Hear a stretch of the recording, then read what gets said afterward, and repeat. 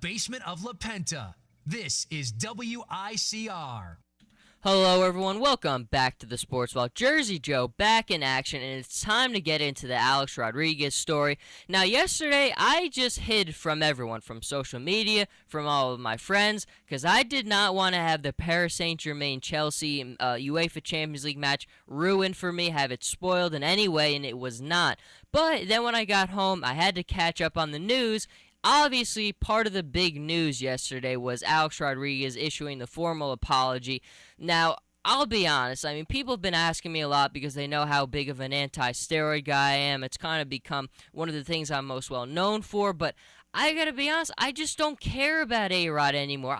I wish he would just go away, to be honest. There's really no point in hanging on to him. Because, let's be honest, if you're the Yankees right now, your outlook doesn't look very good. What could he possibly do for you? The guy's 40 years old. You can't expect a lot of production. You really think having his bat in the lineup is really going to make that big of a difference?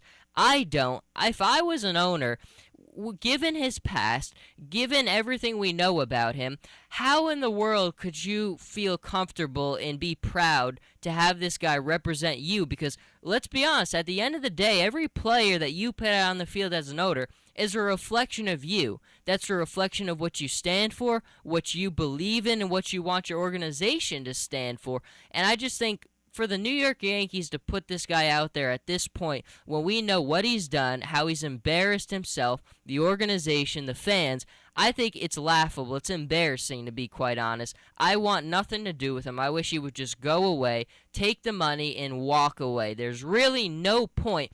And that's the thing. I haven't heard one person say a legitimate reason why he should actually play. What's he going to do? Come on. I mean, just think about it. Look at his age. Look at what he's been, how he's been declining. Look at the mess he creates. It's going to be a media fire. So the biggest thing, more than anything, is it's going to be a distraction. Reporters all year in spring training, when we get to the season, this is going to be the biggest story. It's going to take away from everything else. And if there's one thing in sports you want to take away from, it's the distractions. Remember when I can still remember the summertime when the suspension came out, how big of a mess that was. How that's all the radio was talking about. That's all TV was talking about. They couldn't get away from it. You think now it's all of a sudden going to go away? No way. Not a chance. I think it's such a distraction. I wouldn't want him on my team. I don't want him on my team, and I just wish he would go away. But let's break down the letter a little bit. He said, I take full responsibility for the mistakes that led to my suspension for the 2014 season. I regret that my actions made the situation worse than it needed to be, and no kidding there. To Major League Baseball, the Yankees, the Steinbrenner family, the Players Association, and you, the fans, I can only say, I'm sorry. Isn't that nice? He's sorry. I gotta be honest. How could you take it seriously? I mean, really, just think about it logically. This is a guy who's built his reputation on dishonesty, lying to people multiple times, straight to their faces. Why now all of a sudden are we buying this apology?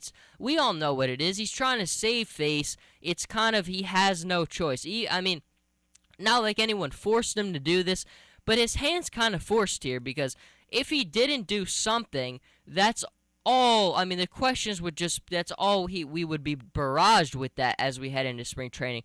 We all understand that the players will be showing up for spring training this coming Friday and as we kind of move along, but I just think it's just a mess. It really is. I really could care less about A-Rod. I really am not going to have any enjoyment. I mean, I'm certainly not tuning in just to see what A-Rod is going to do. I could care less, to be honest.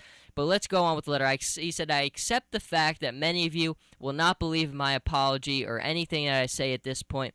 Very true. I understand why, and that's on me. It certainly is. It was gracious for the Yankees to offer me the use of Yankee Stadium for this apology, but I decided the next time I am in Yankee Stadium, I should be in pinstripes doing my job. Well, isn't that nice? Really nice. What a humble guy A-Rod is, but no, it's really just sad because I think more than anything, and the thing I always talk about is how those pinstripes mean something. I mean, and it's one of those organizations, if you're the Red Sox, if you're the Yankees, if you're the Giants, if you're the Dodgers, those logos, the numbers, the players, the names that wore those uniforms, that built those teams into the powerhouses that they are, it means something. The culture, the history of baseball means something. It means a lot to the history of this country. Baseball for so long had so much of our history connected to it. And I think it's part of the reason why it always makes me so angry the way things have turned out for baseball, is because the history doesn't mean anything anymore. And we see in baseball more than anything else, it's a sport built on numbers. It's how we can compare players in baseball unlike any other sport, because the numbers are always the thing that we look at more than anything. And the numbers don't mean anything anymore. The plaques in Cooperstown have devalued things now. They don't mean as much, because it just, with the guys like A-Rod, with the guys like Bonds, they've just ruined the game. They really have. I've never looked at the game the same way.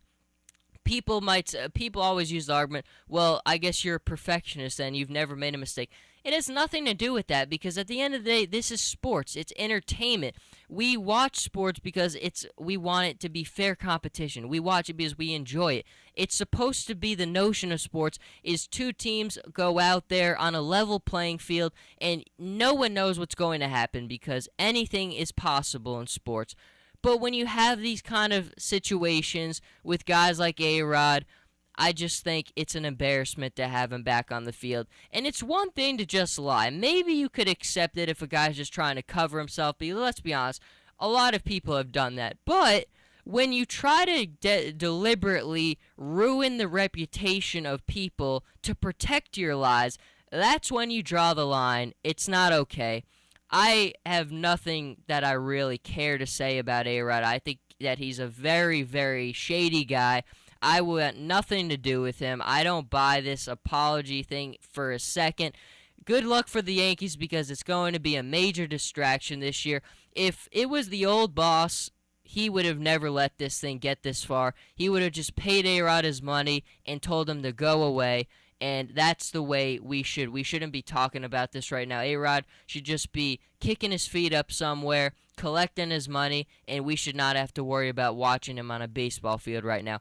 But that is about all I have to say on that. Later in the day with soccer shows galore. So stay with us, and everyone have a wonderful day.